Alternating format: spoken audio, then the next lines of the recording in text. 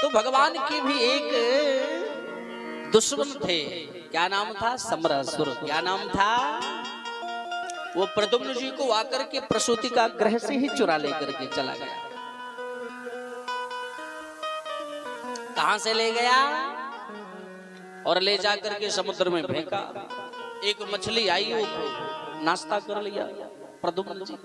एक मछुआरा देख रहा था, उसने मछली को पकड़ा और समरासुर के घर में गिफ्ट कर दिया। फिर प्रद्युम्न जी उसके पेट से बाहर आए। तो प्रद्युम्न जी जानते हैं कौन है? ये साक्षात कामदेव के अवतार है।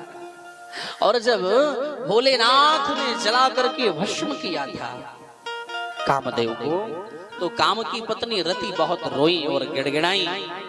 तो हमारे भोलेनाथ ने उन्हें आशीर्वचन प्रदान किया। ए रति, तुम घबराओ नहीं। बोले फिर आपके पति द्वापर में जब भगवान कृष्ण का अवतार होगा, तो आपके पति वही भगवान द्वारिकाधीश के पुत्र बनकर के प्रकट होंगे। ये भोलेनाथ का आशीर्वचन है, जो कि रामचरितमानस में इसका बहुत सुंदर तरीके से वर्णन पूज्यपाद को स्वामी तुलसीदास जी ने किया। जब यदुवंश कृष्ण अवतारा, जब यदुवंश कृष्ण अवतारा, जब यदुवंश, जब यदुवंश कृष्ण अवतारा, जब यदुवंश होई है हारा ने महाबही भारा, होई है हारा ये महाबही हारा, कृष्ण तनय होई है पति तोरा, कृष्ण तनय हो ये पति तोरा, कृष्ण तनय हो ये पति तोरा।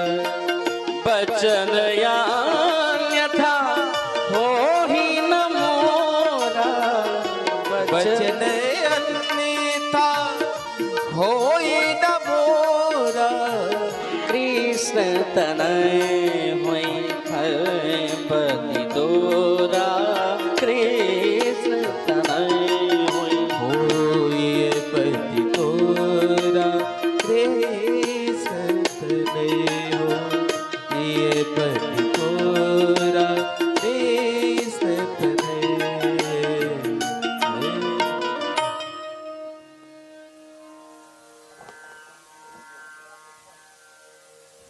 विचार करने वाली बात है। ऐसा सुंदर आशीर्वचन दिया।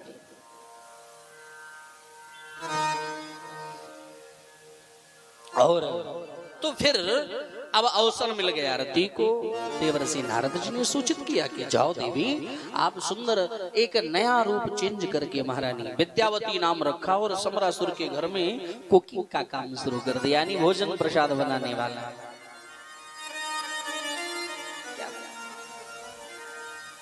और भोजन प्रसाद बनाने लगे। और भोजन प्रसाद बनाते बनाते समरासुर ने प्रद्युम्न को ही उनकी गोद में डाल दिया। ए देवी, तुम्हारे पास कोई बेटा नहीं है? बोले नहीं महाराज। बोले लो इसकी सेवा करो। अरे जाके लिए तो आई ही थी वो। अब बताइए, धर्म पत्नी की गोद में पति देव आ गए, कितनी अच्छी बात। ऐसा सौभाग्य किसी को मिलता है क्या कि पति देव ने कितने बड़े 12-10 दिन के और धर्म पत्नी।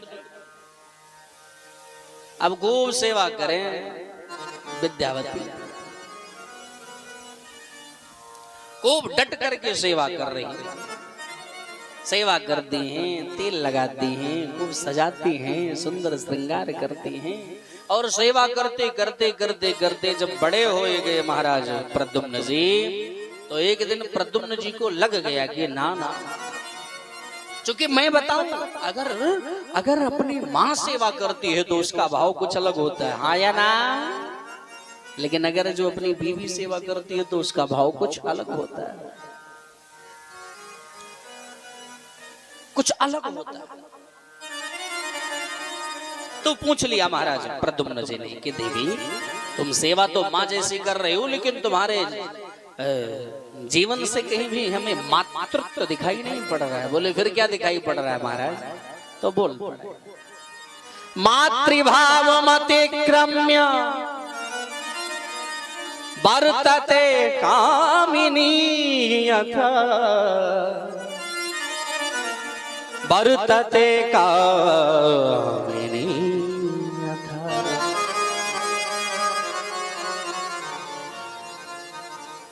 तुरंत बोल पड़ी महारानी विद्यावती, देखो प्रभु मैं आपकी धर्म पत्नी हूं, और जब संपूर्ण रहस्य का पता चला महाराज प्रद्युम्न को कि ये तो मैं अपने दुश्मन के घर रह रहा हूं, तो जोर से आवाज लगा पड़े, समरासुर मैं तेरा काल कृष्ण का लाल। भयंकर युद्ध हुआ और समरासुर को युद्ध में परास्त करके अपनी धर्म पत्नी को लेकर के प्रद्युम्न जी द्वारिका पहुंचे। बोल द्वारिकाधीश भगवान की जय।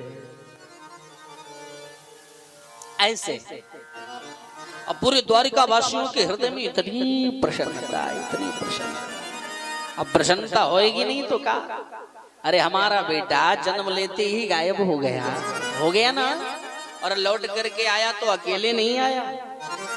बोले फिर कैसे आया? बोले बहू रानी को साथ में लेकर आया, बहू रानी को साथ में लेकर आया। और हम तो कह रहे हैं कहीं 2-4 साल और नहीं आता तो समझ रहे नहीं?